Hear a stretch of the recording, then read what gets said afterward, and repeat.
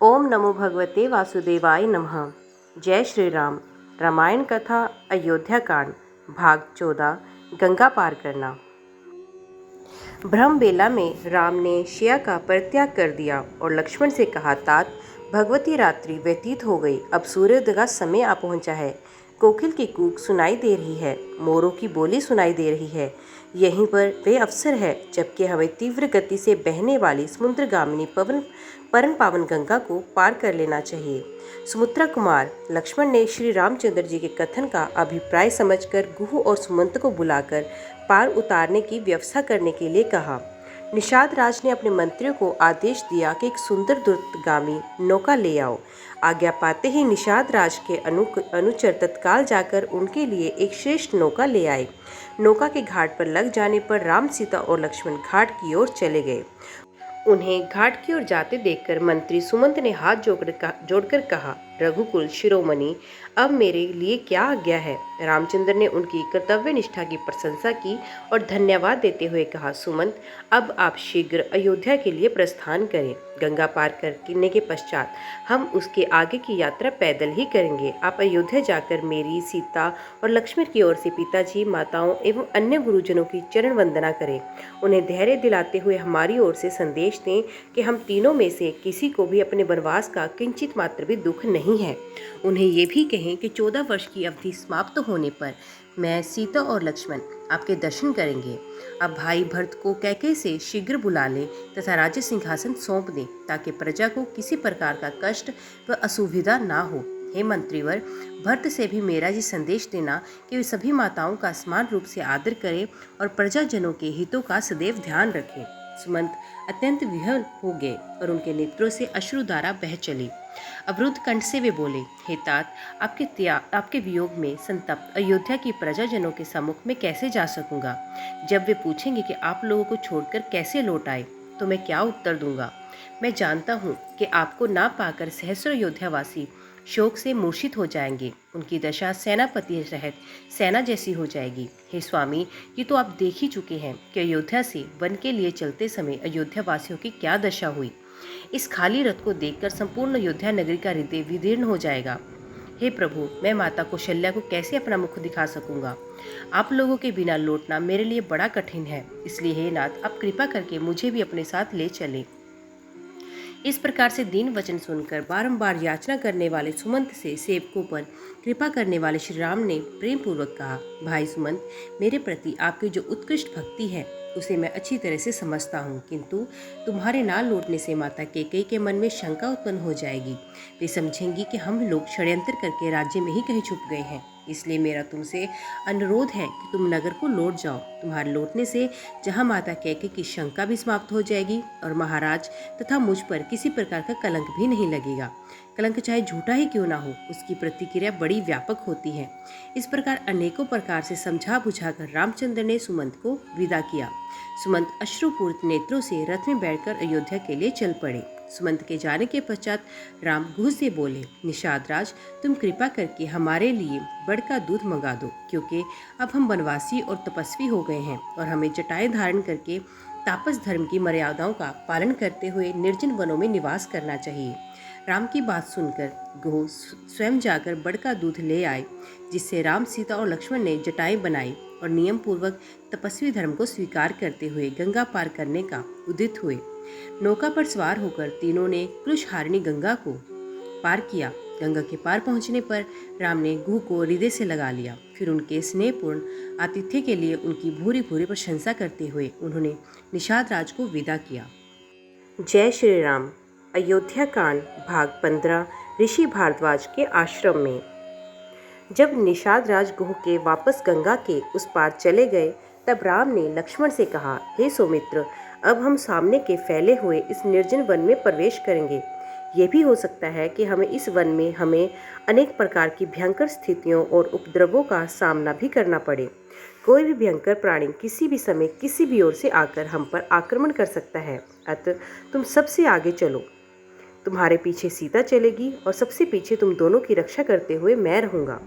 अच्छी तरह से समझ लो कि यहाँ हम लोगों को आत्मनिर्भर होकर स्वयं ही एक दूसरे का बचाव करना होगा। राम की आज्ञा के अनुसार लक्ष्मण धनुष बाण संभाले हुए आगे आगे चलने लगे तथा उनके पीछे सीता और राम उनका अनुसरण करने लगे। वन के भीतर चलते चलते ये तीनों वत्स देश में पहुंचे। ये विचार करके कि कोमलांगी सीता इस कठोर यात्रा से अत्यधिक क्लांत हो गई होंगी, वे विश्राम करने के लिए एक वृक्ष के नीचे रुक गए। संध्या हो जाने पर उन्होंने संध्या उपासना आदि क्रमों से निर्वृत्त पाकर वहां उपलब्ध वन्य पदार्थों से अपनी क्षुधा मिटाई। शनि शनि रात्रि गहराने लगी। राम लक्ष्मण से बोले, भैया लक्ष्मण, इस निर्जन वन में आज हमारी ये प्रथम रात्रि है। जानकी की रक्षा का दायित्व हम दोनों भाइयों पर ही है, इसलिए तुम सिंह की भांति निर्भय एवं सतर्क रहो। ध्यान से सुनो, कुछ दूरी पर अनेक प्रकार के हिंसक प्राणियों के स्वर सुनाई दे रहे हैं। किसी भी क्षण वे इधर आकर तनिक भी अवसर पाकर हम पर आक्रमण कर सकते हैं, इसलिए हे वीर शिरोमणि, किसी भी अवस्था किंचित भी असावधान मत होना। फिर विषय को प्रवृत्त करते हुए वे बोले, आज पिताजी अयोध्या में बहुत दुखी हो रहे होंगे और माता कैकेयी उतनी ही आनंदित ही हो रही होंगी। अपने पुत्र को सिंहासनारूढ़ करने के लिए कैकेयी कुछ भी कर सकती हैं।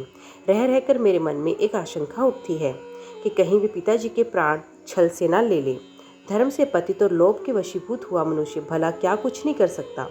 ईश्वर ना करे कि ऐसा हो, अन्यथा वृद्धा माता कौशल्या भी पिताजी की ओर हमारे वियोग में अपने प्राण त्याग देंगी। इस अन्याय को देखकर मेरे हृदय में अवर्णनीय वेदना होती है। जी चाहता है कि इन निरीह वृद्ध प्राणियों के जीवन की रक्षा के लिए संपूर्ण अयोध्यापुरी को बाणों से बींध दूं, किंतु मेरा धर्म मुझे ऐसा करने से रोकता है। सत्य जानो कि मैं आज बड़ा दुखी हूँ।